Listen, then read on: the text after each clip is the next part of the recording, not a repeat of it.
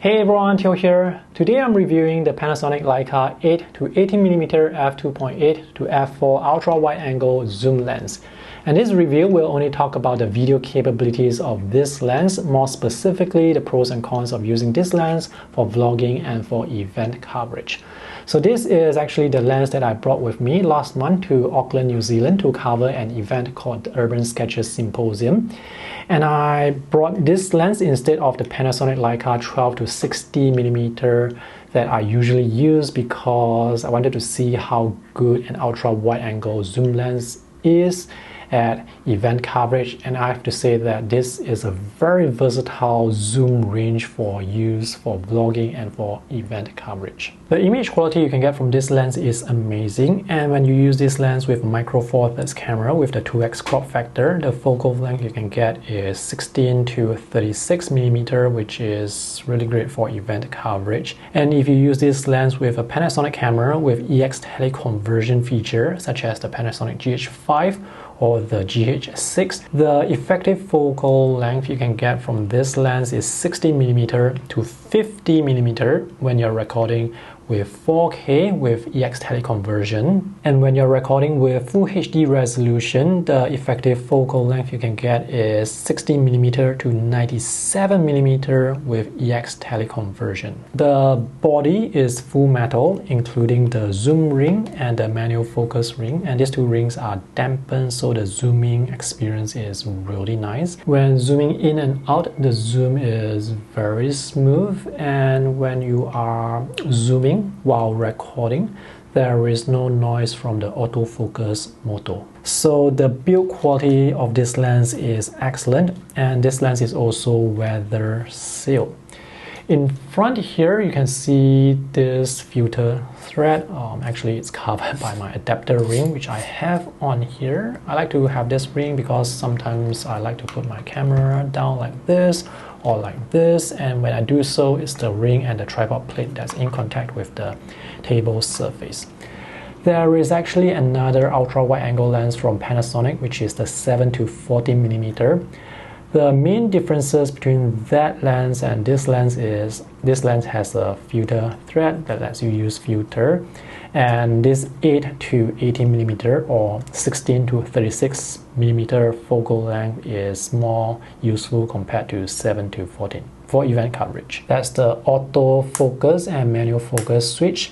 Now this lens does not have image stabilization, so you will have to rely on your camera body for in-body image stabilization. IBIS in Panasonic Micro Four Thirds cameras is so effective that you can record relatively smooth handheld footage even without the use of a gimbal. So for my event coverage, I pair this lens with a Panasonic GH5, which is currently in the Panasonic Service Center right now. So this is actually the Panasonic G85, which also has IBIS.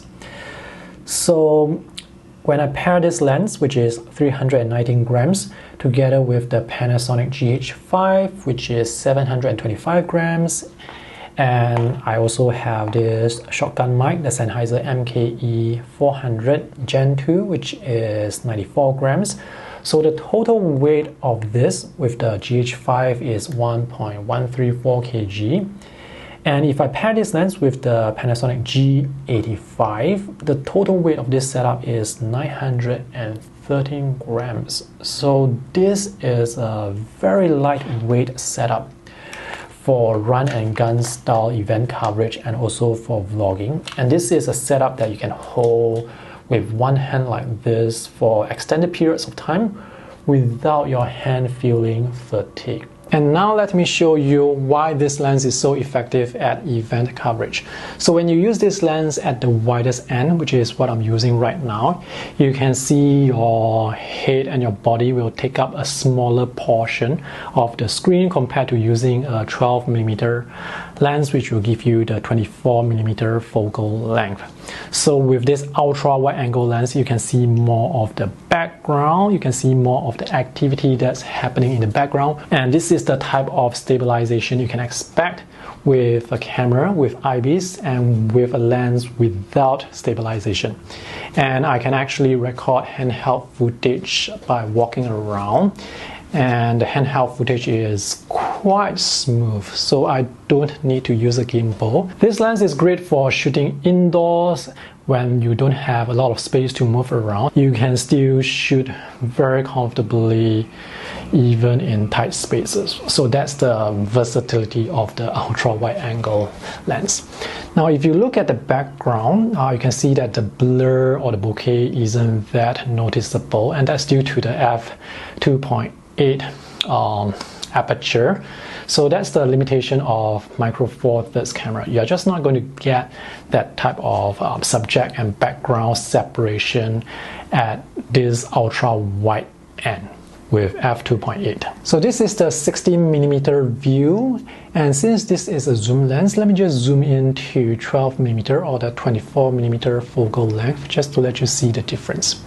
So if you are vlogging with a 12mm lens, this is the view you will get. Your head and body will take up a larger portion of the screen, and as a result, the background will take up a smaller portion. So if you want to get a wider view, you will have to stretch out your arm much further, and this is quite tiring for the arm. So usually I will hold the camera a bit nearer, and if I hold it nearer, you can see the face or the head will fill up a larger portion. So that's where this 16mm view just looks more spacious. And also if you are talking with people, if someone is standing beside you talking to you, you can just pull the camera back slightly and talk to him, and he or she will be able to just stand here and feel the screen. But if you are using the 12mm lens, let me show you what's going to happen. Yeah. So this is actually quite tight, and if you have someone talking beside you, standing beside you, you will have to again stretch your arm further back to get a wider view, and this is very tiring. So the limitation of this lens obviously is at the telephoto end, since this is an ultra wide angle zoom lens. If you pair this lens with a camera with EX telecom version and recording at 4K, the best you can get at the telephoto end is 50mm, which is actually not that much. So to get those zoomed in shots or closer shots, I actually use my iPhone 3X camera, which has a focal length of 77mm. And 77mm is much closer, it's more telephoto compared to 50mm. For my event coverage, I would mix the footage that I record with the iPhone 3X telephoto lens together with the Panasonic 8 to 18mm lens. And from what I can see, the image quality or the video quality from the iPhone obviously is not as good compared to the Panasonic lens and camera. But with the iPhone 3X telephoto lens, I was able to capture footage that I could not capture with the ultra wide angle lens. So this is a very versatile setup for event coverage. The camera and lens can let you record footage at ultra wide angle views up to 50mm with EX telecom version, and this phone can let you record telephoto footage up to 77mm, and these two devices are so lightweight, so easy to bring around. I actually have my phone on a lanyard case so that I have access to this phone all the time if I need to shoot telephoto footages in an instant. One downside to vlogging with the ultra wide angle view is when there is noticeable shake with the camera, you will see significant wobble at the corners or edges of the video, and that can be quite distracting. The other lens that is great for event coverage is the Panasonic 10 to 25 f1.7 lens, but that's a very heavy lens at 690 grams, so that lens is not that suitable for vlogging. If you use that lens on a lightweight body like the Panasonic G85, which is 504 grams, and you add a shotgun mic, the total weight of that setup is going to be 1.28 kg, which is kind of heavy for vlogging. So if you vlog with that setup, your hands are going to get tired really quickly. So this 8 to 18mm lens is just $350. 15 grams.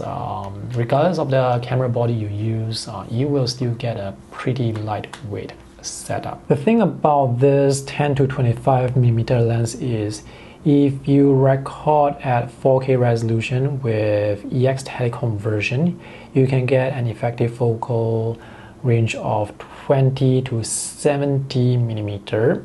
And if you record at Full HD resolution with EX-static conversion, you can get 20 to 135 millimeter focal range. So that is extremely versatile, and this is a 1.7 lens, so this will allow you to shoot in low light in indoor environments without any issues, even if the ISO capabilities of your camera sucks. So this lens is great for vlogging and for event coverage, and if you want to reduce the amount of wobble at the ultra wide angle and with camera shake, just zoom in slightly.